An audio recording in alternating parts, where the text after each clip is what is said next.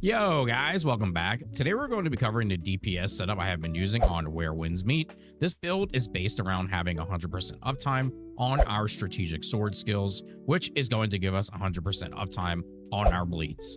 On top of that, being able to spam certain skills with the strategic sword provides a ton of iframes, which is great for general movement in combat. Before we even get into the video, I want to address the Heaven Quaker Spear.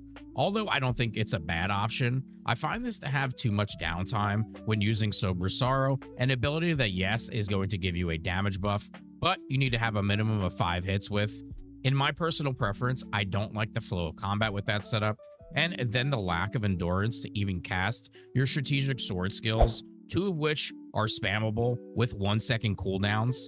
In its place, we're using the Nameless Spear, which in a short cast, we restore 30 endurance, gain a reduction to endurance consumption by 10%, and then this pairs with Mountain's Might for a 20% endurance cost reduction for 5 seconds as well. And yes, these do stack. Oh, and by the way, you don't actually have to hit anything to proc this. You can use it on thin air. So let's start talking about our build here, and we're going to start with our weapons. And first up, we do have the strategic sword. Something I want to explain to people that maybe they're missing, because this is a bonus on some of your gear, and it's going to be that this is a Bell Strike attribute weapon. I think some people might be confused with that. I was confused at first, and this varies on different weapons, as this is going to be a Silkbind attribute on the fan, just for some clarification on that. But let's talk about the sword. And so this is going to be stacking our bleeds. Pretty much all 3 of the abilities do it. This Inner Track Slash is a very good ability, but not spammable because it does have a 12-second cooldown. So you simply just use this whenever it's up. Then we have the Inner Balance Strike. This has a 1-second cooldown, and we are able to spam this about 5 times in a row most of the time, because of our endurance gain that we're getting from our spear and our inner way, something we're about to look at in a second. And then we have the second track slash. This is going to be our charge skill. Now, this does have a 1-second cooldown, but spamming this to me is not as effective because of the charge up for it. Does do good damage, does also have great mobility in certain situations. And that's really when I try to use it, is when I want to hit the boss, but I also want to be avoiding attacks. So now we have our Nameless Spear. And this is the big ability here, the lock.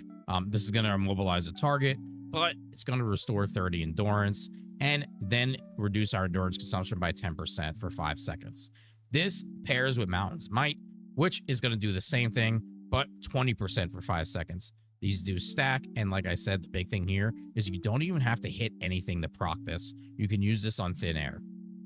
Other than that, the R is very good for when we are going to use the charge skill, which is going to be Storm Dance. This does great damage, specifically when the boss is proned. It is very, very good. And when you use your R beforehand, this is when you enter the unrivaled state and you hit high speed mode more quick. So that's going to be more damage. I mean, this is a great pairing. This is why I do not use the other spear. Now for our inner ways, which are basically the build. Morale Chant is great. This has 100% uptime, especially with the way we're able to spam our abilities with the strategic sword. This is a must use, along with Sword Horizon, another must use if you're using strategic sword. This is going to allow you to do follow-up attacks for all of your attacks with the sword. You simply just spam the button towards the end of the skill, and it's going to do the follow-up attack. And on top of that, if the target has 5 stacks of bleed, it's going to remove the bleed stacks and deal high bleed damage once. This is a must-have if you're using the strategic sword. Then we're using Mountain's Might. Like I said, this is personal preference for me. I like to use the no-name spear for the endurance cost reduction, and then this is adding another 20% on top of that. You need to dodge. You want to use your 1-second cooldown skills. This is going to let you be able to do that. Now for our 4th option, this is honestly, you can use a few things here. And I have used a few things personally. There's Bitter Seasons. The big thing here isn't the poison damage. I think people are overhyping some of this poison damage, and then even the 5-fold bleed, and the chance you even have to proc 5-fold bleed is so low. We're not using this for the damage though. we're using for this physical defense reduction. So that's why most of the time I am using Bitter Seasons, and it has pretty good uptime with the way we're able to spam abilities with this build. Then one I really don't suggest here is going to be Adaptive Steel. This is a 10% chance to apply 1 stack of bleed to the target when dealing affinity damage. So you already have a chance to do affinity damage. You don't always do affinity damage. And then on top of that, you're adding another chance to that chance to then apply a stack of bleed. I just do not like this. Too much chance, and I don't like chance in my builds. I like things that are definite. And then we have 5-fold bleed. Dealing damage has a 10% chance to apply 1 stack of Weeping Blood for 5 seconds. Damage the target once per second. And at 5 stacks, Weeping Blood will be removed and the target and deal empowered piercing damage once. So I would either be going with 5-fold bleed or Bitter Seasons. Me personally, I like the physical defense strip, especially when playing with other people, because it's going to help them do more damage, which is helping us going to get out of the run quicker. Now we have our Mystic skills. There's basically 2 we're using here.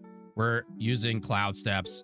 This is great to close the gap on a boss, but to also put us in mid-air. So then we're able to use Guardian Palm from mid-air, which changes up the attack. And this is going to be doing a downward attack. I've seen this hit for 6,000-7,000 on crits before on bosses.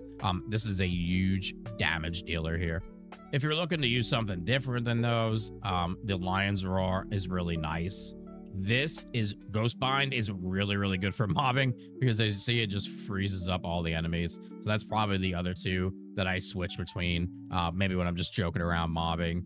Now, as far as gear, I would like to get into set bonuses and all stuff like that, but I don't really think that's too important right now in the game, and you're probably going to end up wasting a bunch of mats trying to do that. If you really have stuff laying around, Hawkwing is a really good set to use when you do affinity damage. This increases your physical attack up to 10%. Other than that, just use what you got. Make sure you enhance it, and then make sure you also tune it. If you're unaware what tuning does, basically you use tuning stones or your other tier 41 gear to roll extra substats on your pieces of gear. Now, as far as talents, there's really not too many ways to go here. It's pretty linear, and it seems like you're just gonna end up filling everything out anyway. So yeah, I don't really know what to say too much about talents.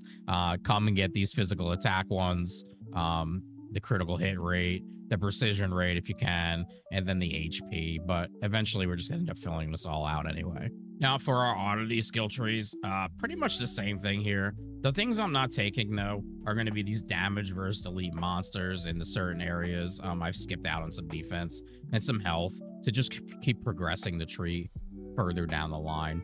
But be aware of this, please. There are 2 Oddity exchange shops. Now, the first one is at the start of the game. I'm pretty sure most people know about that. And that's for the oddities that you're going to get in the first area. But there are different oddities in the second area of the game, Kaifeng, and that's going to be up top in the city on the left side. So please be aware, there's 2 different sets of oddities with 2 different skill trees. So something of a rotation, and this is more of a group battle where you have a tank and a healer. You're gonna start out with your Q on your spear, switch to your sword, Q on sword, and make sure you're tapping for the extra attack like that. Go back to spamming your R. Pretty much spam as much as you can. Just keep tapping the button as I am right now. Switch back to your spear, use your Q, and then you're right back at it with the same setup, going again and again. And then with the charge skill, I use this at certain points when I think I need to get out of the way, but I also want to deal damage. And that's going to cover everything for the build. This is going to be the first of many build guides for Where Winds Meet. Expect a tank and a healer build in the next couple of days, then experimenting with other DPS options after that. I am live on Twitch daily, so if you're enjoying the game and want to become part of a great community, come stop by the stream. Link is going to be in the description. And we are also running a very active guild with just a few spots left. So if you let me know in chat, you'll be able to get in.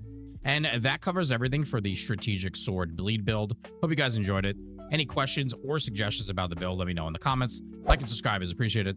Thanks, guys. Peace.